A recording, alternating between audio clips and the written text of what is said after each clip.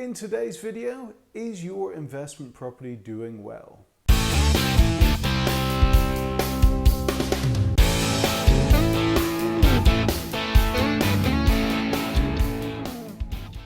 Hi, my name is Jeroen from the Clapham Property Blog. You may also know me from my podcast, Down to South London.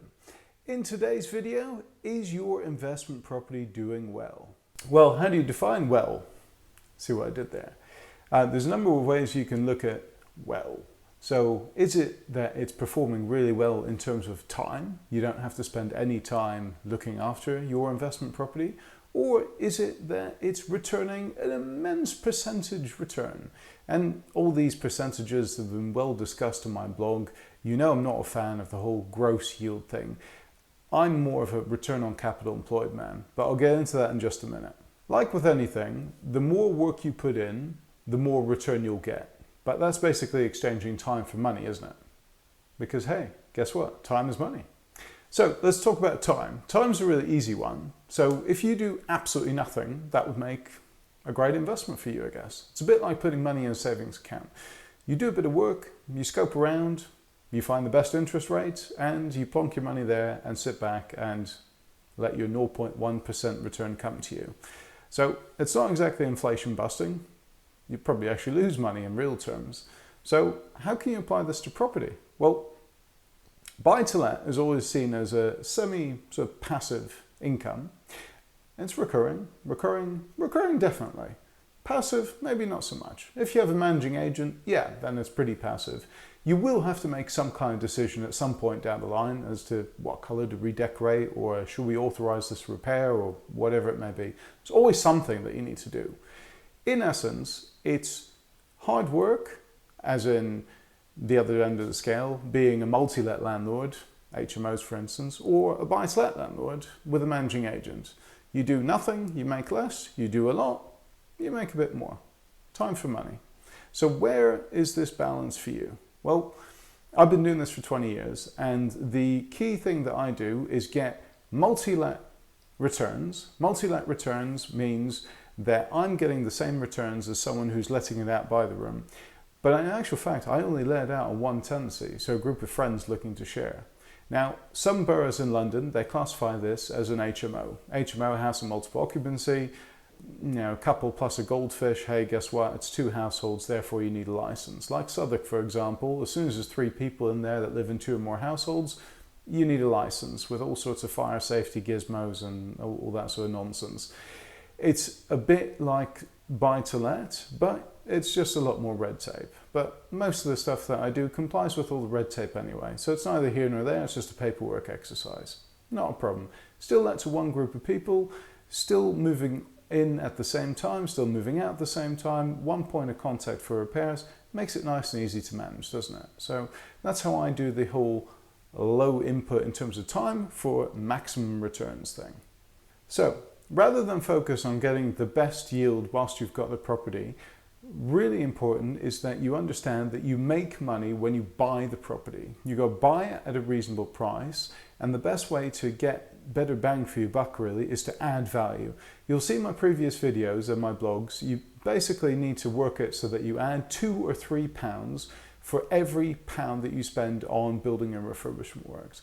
That way, when you buy it, you do the work, you add the value, and you're able to leverage your investment using the bank's money. You take out a new mortgage on the place, you get that money back out, and essentially what's left in the deal, your return on capital employed, well, the capital employed goes down. When you return, it probably is going up in real terms because you'll get a better rent than when you bought the wreck. It might not even be rentable in the condition that you bought it in anyway. You get a better return on less money left in the deal. So that whole metric of return on capital employed goes through the roof. Now, I get anywhere between 15 and 25% return on my capital employed. Now, obviously that doesn't take into account my overall costs of running my buy-to-let portfolio, such as my staff that look after all the repairs, maintenance and things like that. And on the odd occasion, I like to get my hands dirty, do a viewing, go do a property visit, talk to tenants, all that sort of thing. So you got to find the right balance for you between time and effort and reward. So let's talk about that balance a little bit more, that risk versus reward, time, effort, all those sorts of factors. Now, So a good friend of mine, and comment down below if you think who it is, because he's mentioned it before in public, he always says, does it return more than your ISA? Now, his metric is always the 4.5%. Now, actually, I get 8% on my ISA, and that's all tax-free, as we know. But there's various limitations there, as in you can only put £20,000 a year in your ISA and all that sort of thing. So if you've got 300 grand to spend on a new property, it's not going to get you very far tax-free. But let's just call it 5% for argument's sake, right? So this deal that you're doing, you can either take that money, plonk it into an ISA, 5%, tax-free, virtually zero risk whatsoever. So if you're thinking, I'll buy this property, I'll do it up, I'll resell it, well, you've got all sorts of things there. Your building work could overrun, you could have more finance costs because of that, you could fail to sell it because of, I don't know, some stupid vote that the government does, or they lock down everything because of a cold going around. You never know with these things. Anything could happen, right? So the longer the length of the deal, the higher the return should be, because guess what? If the deal goes on for longer, you're actually exposed to more risk. So you got to think back, after all the costs are paid, after all the risk is weighed up, do you really want to risk your skin for an extra 2%? So the deal was going to return 10 or 12, is that really worth all the aggro? Just stick it in an ISA sort of thing, or do something a bit lower risk or less involved. If you've got to project manage a whole build for a couple of extra percent, it's just not worth it, is it? A lot of people, they just forget about the tax. They think, oh great, 25% return, but you got to factor in your selling costs, you got to factor in your accountancy fees, your corporation tax, your this tax, your shoelace tax, your that tax, your born on a Wednesday tax. There'll be something that you haven't thought about that's going to eat into those returns. So always think back, what is the worst case scenario? If this project overruns, if I don't sell it for as much as I can, if I don't refinance out for as much as I can, what's going to happen to my returns? And if you're looking into the 10-12% arena, you might want to look for a better deal, or offer less, or do something to increase that number. You really want to get closer to 20% or thereabouts, more obviously, but look for 20% really to allow for that cushion. So to summarize that, I'd probably take less of a percentage return if the deal can be done in a day or a week or a month, rather than 6 months or 9 months or even a year. So I'm personally really hesitant to get into big building projects, because quite frankly, the moment you put a spade in the ground, you're committed, right? So you've already paid for materials, you've got these laborers on site, you're doing all sorts of stuff. What if a common cold comes around and no one can work, or you name it? You're stuck with this land, you're stuck with all the costs, the finance costs are mounting up. Your build is planned to take 12 months. Guess what? It's going to be 18 to 24 months. You just don't know. And that's going to massively affect your project. It's massively going to affect your returns in a negative way. So you don't want that.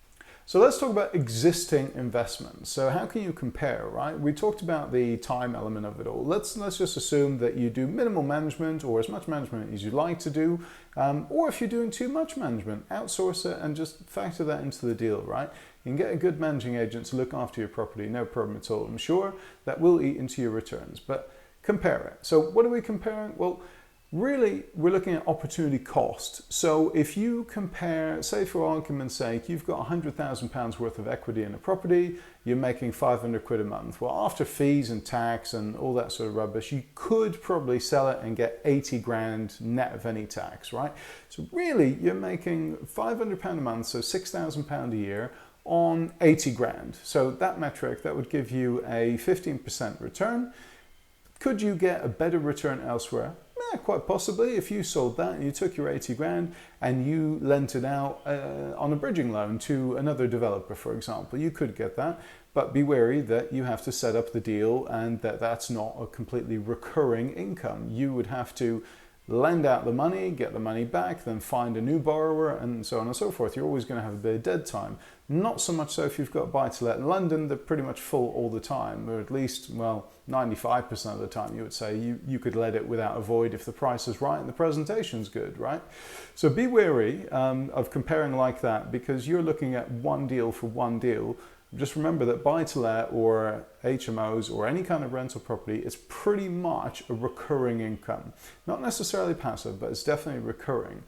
Like savings in a savings account, that money's going to keep coming all the time. You don't just have to shop around for a new savings account and stick your money in the mattress for a while. You literally hop it from one to the other, so you're never losing out on any dead time, as it were. So here's an exercise. Do that with all of your properties. See how much equity you can get out today if you sold, after all the fees, mortgage penalties, conveyancing, agency fees, couple of months having it empty when you kick out the tenants and redecorate and all that sort of thing to make it presentable for sale. Factor all that in.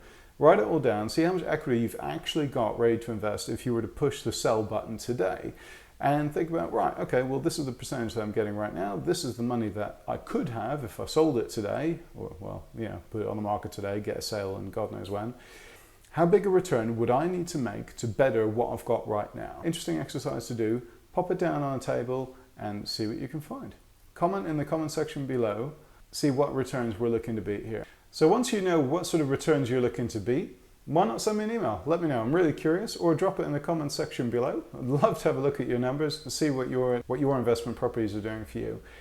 If you are looking for a new investment, feel free to tap me up, Jeroen at claphampropertyblog.com. All my buy-to-let wisdom is now also compiled into a lovely ebook, which is available on my website, jeroenhoppe.com/store. Link in the description below. And of course, if you need coaching, consulting, walkarounds, anything like that, feel free to tap me up on my website, jeroenhoppe.com. So check out the website, go forth, go invest, buy my ebook, do all sorts of fun stuff like, share, comment, subscribe, and see you in the next video.